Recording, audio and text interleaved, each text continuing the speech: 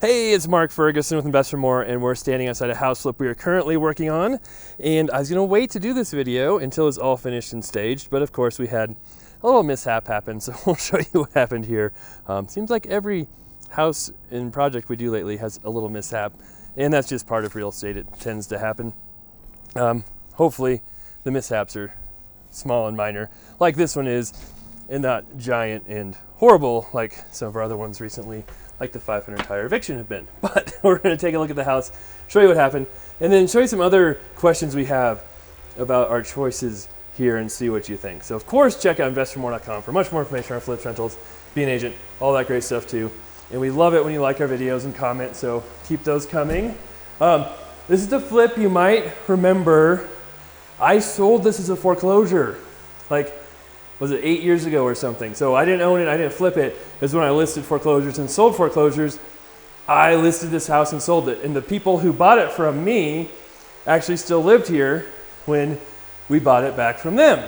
So they had another agent who represented them. I didn't know who they were or anything like that, but kind of interesting to see that. So you can see it's kind of noisy because we have a fan running.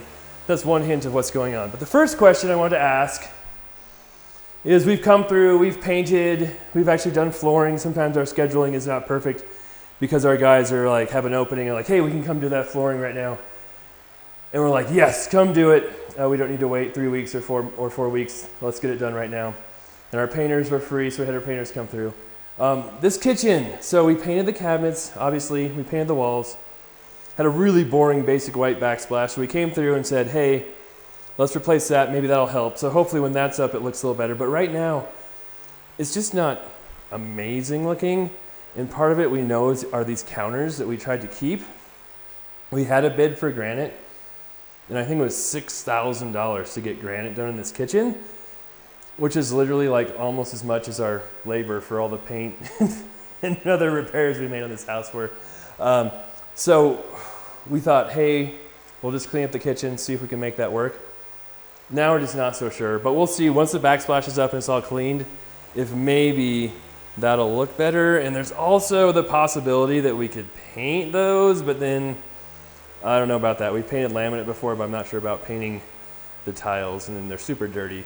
But that's one question, is what do you think of the kitchen and our options there. But now we'll move on.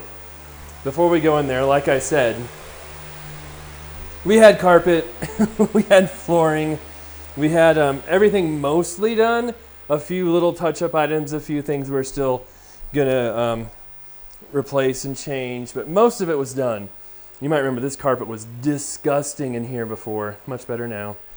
The bathrooms, we didn't do anything crazy in them, painted the vanities, and one thing we're gonna do is replace those faucets. They're super cheap and old, so we're still waiting for our plumber to come through and do some of that stuff, and he'll have some other work to do too. And then, yeah, walking through the properties, we always find something that was missed, like, hey, there's no shower head. So some minor stuff like that still needs to be done. So it wasn't completely finished. Another bedroom here. Another bedroom here. Like I said, we're gonna wait till it's staged to show you everything, and we'll still show you that video. The other bathroom here. Did not have to do much work on this house at all. And I'll talk about the pricing and all that when we go down to the basement. But here's the issue we had. This is a laundry room. And right here, you can see the pipe broke. And we think it froze. How did it freeze when we're in October and it hasn't gotten cold enough to freeze yet? We'll also talk about that here in a second as we go down to the basement and show you there is a little bit of damage down there. Not much, but some. All right, so we paid $347,000 for this house. Bought it from the MLS. I'm an agent, so I also made a commission, which is cool. It should be worth $450, $460, maybe even when we're done. And it really needs like $20,000 in work or less. So that's a fantastic deal. These light switches are really weird. Let's see if I can make them work. I wasn't doing a good job of. Oh, turned one off. Oh, they're kind of on. Okay. So anyway, we'll have another $30,000, $35,000 other costs.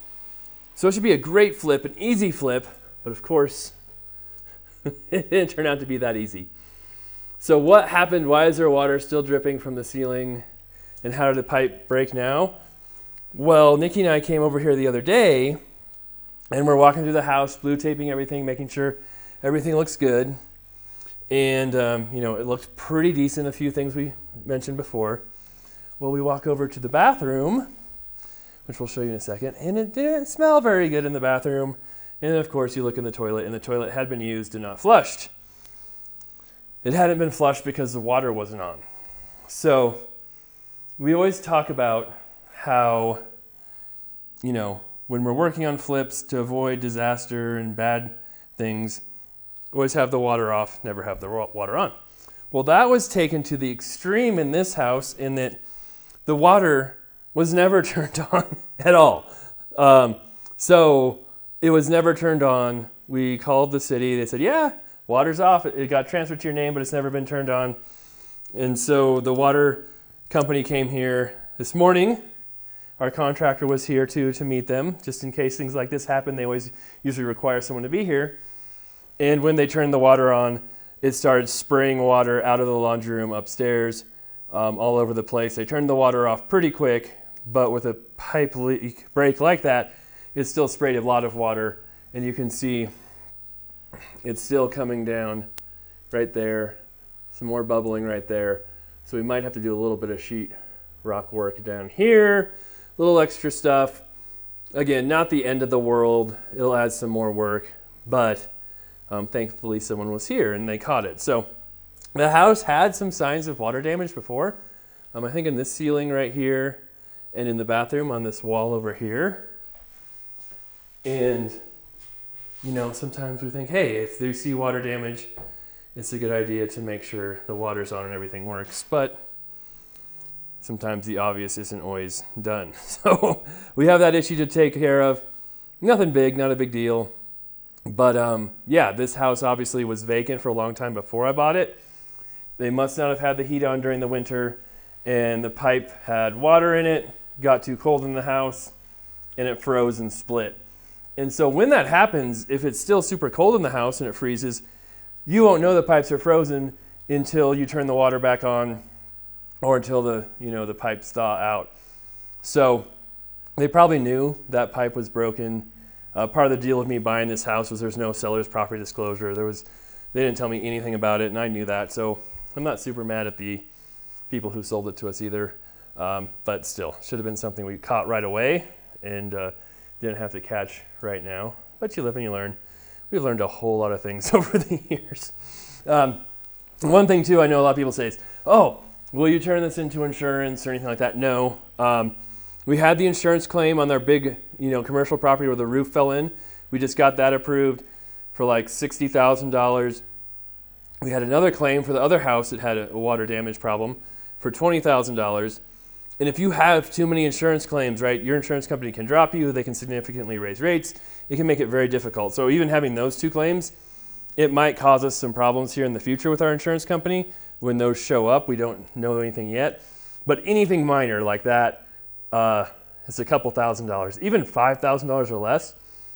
We won't turn into insurance because it's much more valuable to have good insurance for big things that go wrong than to have a bunch of small claims that cause you not to be able to get insurance later on. So you really want to be careful with how much you turn into insurance, how many claims you file, because it really can hurt you in the long run. And one last thing on that insurance, we also have a lot of hail in Colorado. So a lot of our roofs will get replaced because of hailstorms. Actually works out pretty nice if you own rental properties and stuff. You get new roofs every few years.